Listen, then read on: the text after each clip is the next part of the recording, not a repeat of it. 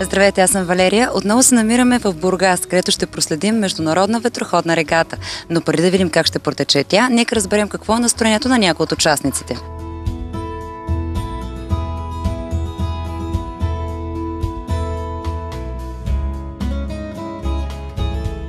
Въпреки че това е един от последните състезателни дни от международната регата Порт Бургас, никой от участниците не показва и грам умора. Всеки един от тези ветроходци е устремен към първото място. За първи път ли участваш в състезание регата? Не, от отдавна, че от 3 години. А от кога по принцип се занимаваш с ветроходство? От преди 4 години, някъде 5 тренирам. А как се запали по това хоби? Той баща ми е бил едно време ветроходец и от братовчет ми там и аз се запалих от баща ми. А какво ти харесва най-много във ветроходството? Усещането, досека с морето, тръпката, възможността сам да се справиш с трудности? Всъщност това цялото го прави за забава, да има забавление, за удоволствие. Вчера участва ли в гонките? Да. И как се представи, ти лично доволен ли си? Видя ли някакви грешки, върху които трябва да поработиш, да ги отстраниш? Да, аз първия ден имах много грешки. Втория ден, вчера, си сбутах място напред, но имах грешки, примерно при старта, като стартирах, там при вариантите на каране и така. Днес ще успееш да избегнеш тези пропуски, които си допуснал, да имаш още по-добро представяне? Ще се опитам. Вълнуваш ли се? След малко ще започнат гонките или вече си претръпнал? Претръпнал вече.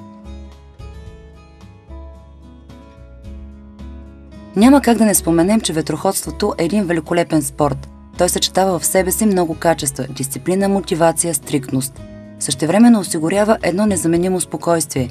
Малко са хобитата, които могат да обединят в себе си силният адреналин и вътрешната уравновесеност. От колко време се занимаваш с ветроходство? От близо 3 години. Какво ти харесва в това хоби и как стартира? Аз отначало ми изглеждаше малко трудно, ама сега свикнах и не искам да кажа, че добре се представям, ама имам и грешки. А когато имаш някаква грешка, разочароваш ли се ли? Това допълнително те стимулира да изчистиш тези грешки, да имаш все по-добро представяне и да се развиваш в този спорт като цяло? Стимулираме. И като имам грешка, се опитвам на другия път да я поправя. А харесва ли ти тази регата? Имате много голяма конкуренция. Да, има доста голяма конкуренция, обаче аз бих казала, че се представям добре за сега. От вчерашното си представяне си доволна? Да. Какво лично ти носи като удоволствие ветроходството? Аз отначало се записах така да се забавлявам, обаче сега го приемам сериозно и се състезавам не за купи медали, а колкото се може по-напред да съм в общото класиране. По-трудно ли да се състезаваш в открито море? Там не е ли по-голяма тръпката, по-голяма емоцията, да има повече трудности, неочаквани моменти? Бих казала, че на море ми е по-удобно, отколкото в езеро, например, защото във Варна ходим на езеро. Бих казала, че на море ми е по-удобно да се състезавам. След малко ще започнат гонките. Вълнуваш ли се преди тях? Има ли някаква тръпка, някакъв трепет? Да, аз се боря за по-напредно място и направо очаквам ги с нетърпение. Чакаш само да влезете във водата? Да. Едва ли има по-голяма радост за почитателите на това хоби от гледката на пристанище, изпълнено с малки ветроходци, които тепърва ще се развиват в този спорт. Тяхната енергия, спортен хъс, любов към морето и желание да се справят сами с трудностите в отделни моменти е наистина похвална.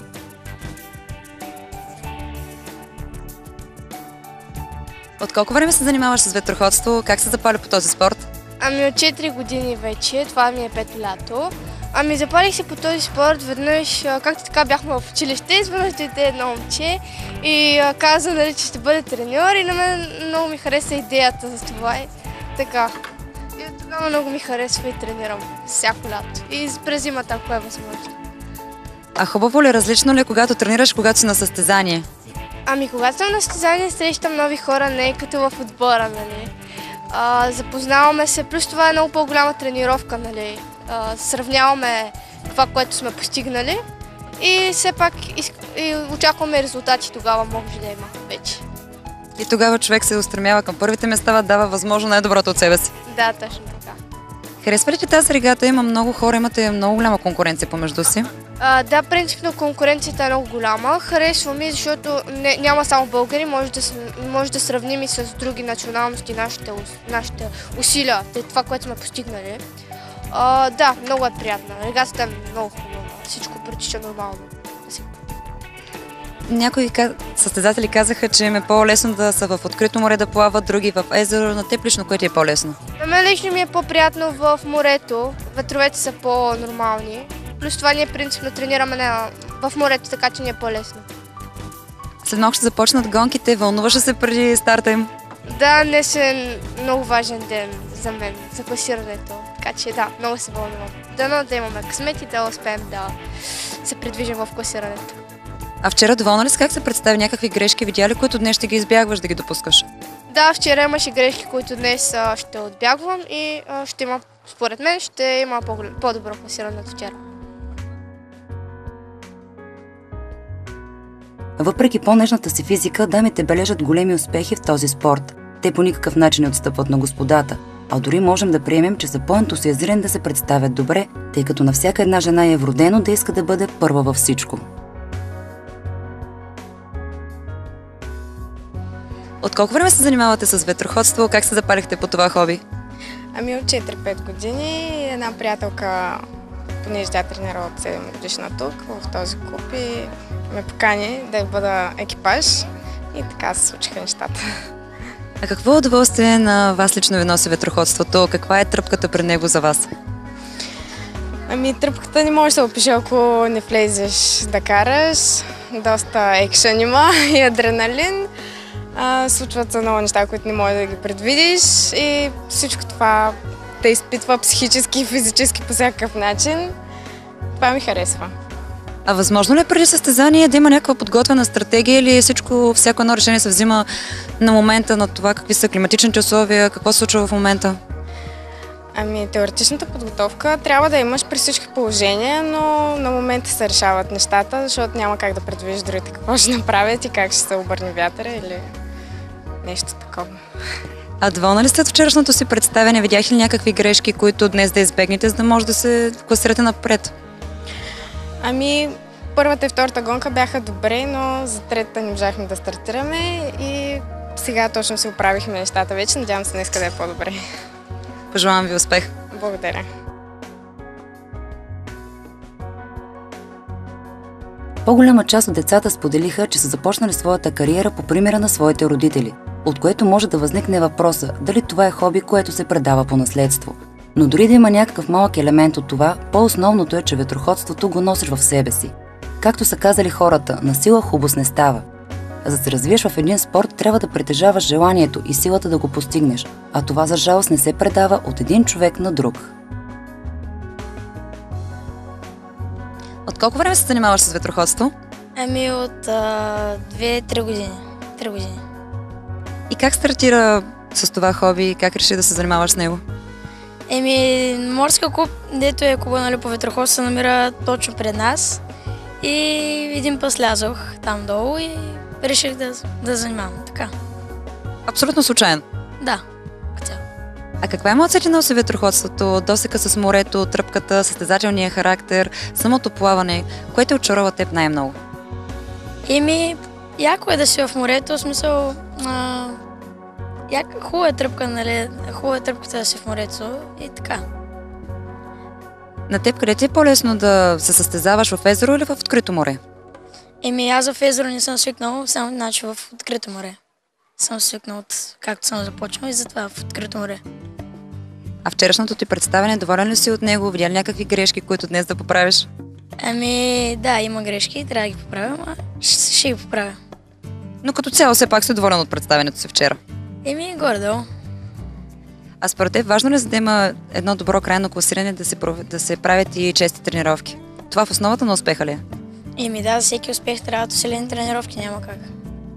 А теб не ти ли беше трудно в началото да започнеш да се занимаваш с ветроходство? Има много терминология.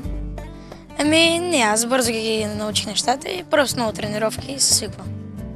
И сега си готов. Да.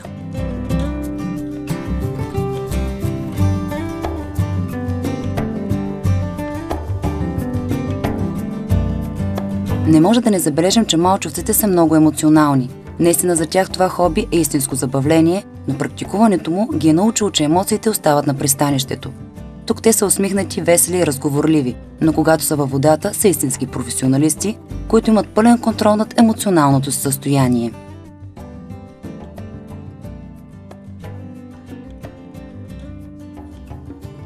От колко време се занимаваш с ветроходство? От 3 години.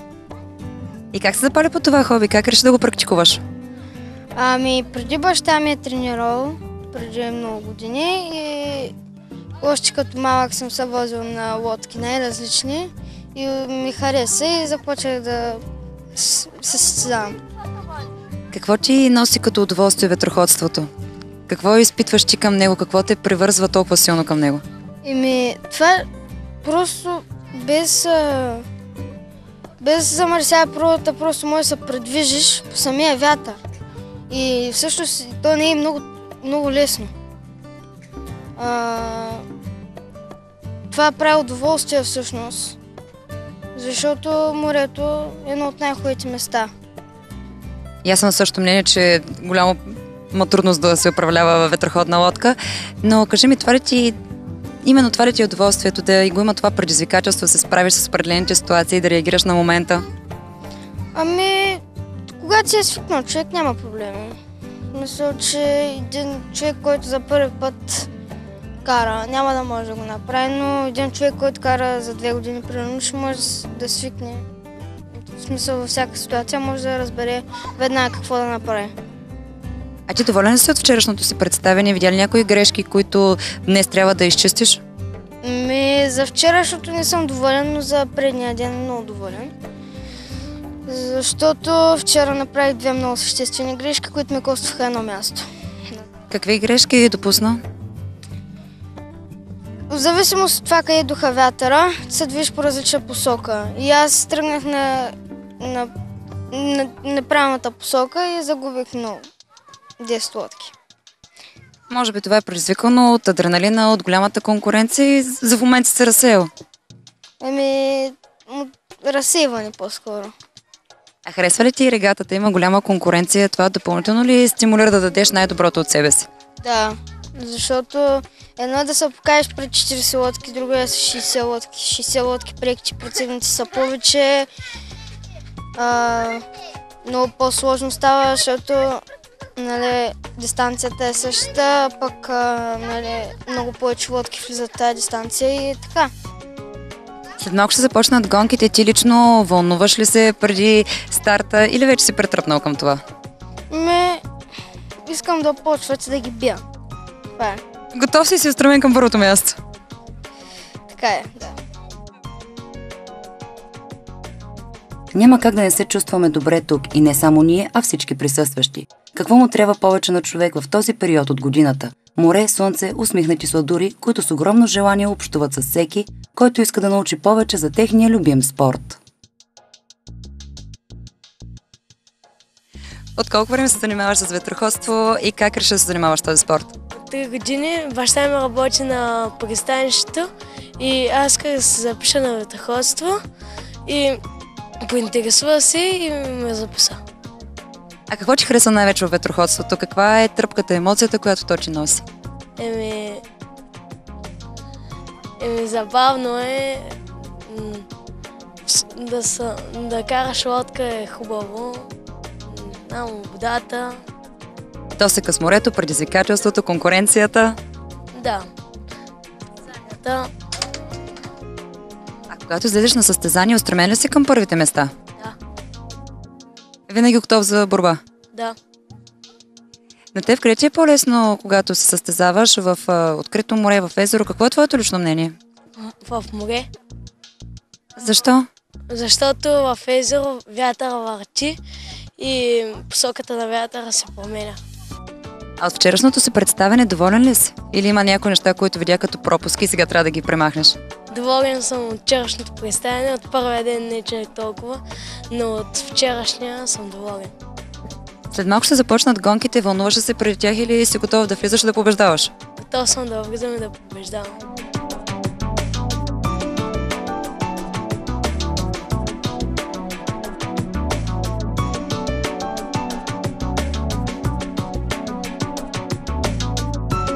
Харесва ли ти регатата, която се провежда тук в Бургас? В кой клас състезаваш? Да, харесваме. Състезавам се в Лазар 4.7, първа година. И още ми е странно, защото не съм свикнала напълно с лодката. А вчера как се представи на състезанието? Доволна ли си ти самата от себе си? Достатъчно доволна съм като за първа регата. А днес смяташ ли, че ще имаш все пак повече кураж събран, повече опит и евентуално и по-добри резултати? Предполагам, ще видим. А от колко време се занимаваш с ветроходство? Това ми е вече пета година. Как се запаля по това хоби? Каква емоция ти носи то на теб лично? Емоцията е много хубава. Как се запалих? Баща ми ме запали, защото и той е ветроходец. И на шега играеше една виртуална игра и на шега уж ме записа. И така. На шега ти толкова време, че се занимаваш с това нещо. По-лесно ли ти е да плаваш вътре в морето, отколкото, например, ако състезаваш в езеро? Да, много по-лесно е, защото, примерно, в езерото вятъра върти постоянно и не е постоянен. В морето не са ли предизвикателствата по-големи? Все пак има и вълни, които не са много малки на моменти. Да, но това е интересното. Ти специално по време на състезание повече се забавляваш? Да. А вълнуваш ли се, след малко ще започнат гонките? Има ли някаква тръпка, някакъв трепет? Как ще се представиш? Дали ще бъдеш доволна от себе си? Дали няма да допуснеш някоя грешка? Честно казано съм спокойна. Каквото ще става, ще става. Въпрос е да влезеш, да покажеш каквото можеш, пък резултата какъвто такъв. Да. Тъй като след малко ще започнат гонките, всеки участник има още малко време, през което може да направи последен оглед на плавателния си съд. И въпреки, че са го правили вече няколко пъти, ентусиазма е голям, затова суетенето около лодките не спира. От колко време се занимаваш с ветроходство? Как се запали по това хоби? От миналата година се занимавам с ветроходството. Значи, че съвсем отскоро. А участвал ли си друг път в състезание? Да, много пъти. По-различно ли е, когато си на тренировка и когато си на състезание? Тръпката по-голяма ли е по време на състезанието, тогава, когато искаш да покажеш максималното това, което можеш? Да, по-голяма е. А какво ти хареса най-вече в ветроходството? Преодоляването на трудностите, досека с морето, това, че сам трябва да вземеш решение в определени моменти? Най-много ми харесва, че се забавляваме. Вчера по време на гонките наистина всички изглеждахте много усмихнати, приказвахте си. Наистина ли е това забавлението, а няма ли го този момент, когато е изнервеността, дали ще можеш да се представиш възможно най-добре? Понякога има. Но ти основно се забавляваш. Да. Как се представи вчера? Доволен си от представянето си? Имаш ли някаква грешка, която да си допуснал? Да. Един турци ме беше протестирал за нищо. Това разочарова ли те по някакъв начин? Някак си тъжен изглеждаш? Не. А стимулиран ли си днес да покажеш още по-добри резултати, към първите места да си устремен? Да. Това, че вчера си се провалил, не означава, че днес няма да си на първо място, нали? Да. Вълнуваш ли се, след малко ще започне гонката? Има ли някакво притеснение, някакъв трепет? Не. Претръпнал си към тези неща? Да. Едва ли има други хора, които по-истински да показват емоциите си от децата. И определено можем да кажем, че наистина това е най-усмихнатата регата, защото дори слънцето остава засрамено от толкова чисти и мили детски усмивчици. От колко време се занимаваш с ветроходство? Какво ти хареса най-много в това хоби? Каква тръпка ти носи то? Занимавам се с ветроходство от 4 години. Харесва ми този спорт. Какво ти харесва най-много? Досека с морето, възможността сама да се справиш с определени трудности. Това, че се забавлявате наистина много на тези регати. Да, много се забавлявам по регатите. Самия спорт е един страхотен спорт, велик спорт. Друг път участвал ли си в състезания? Да. Различно ли е, когато си на тренировка и когато си на състезание? Тръпката, емоцията, различна ли е този спортен хъс, който има? Да, има нещо такова. Много хора изразиха мнение, че е по-лесно да караш, когато си в открито море, отколкото в езеро. Ти подкрепяш ли това твърдение? Да. В езеро не е много лесно да караш, защото много завърта вятъра.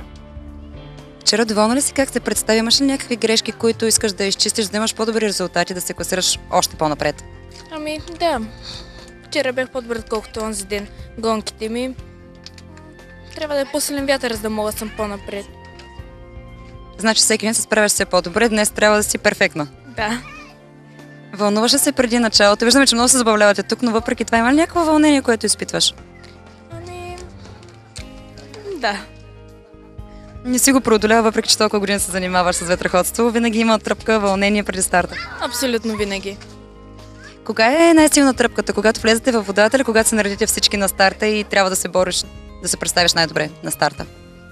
На старта, може би. Защото много лодки сме и всеки се бори да отиде максимално най-напред. Пожелавам ти успех днес. Благодаря ви.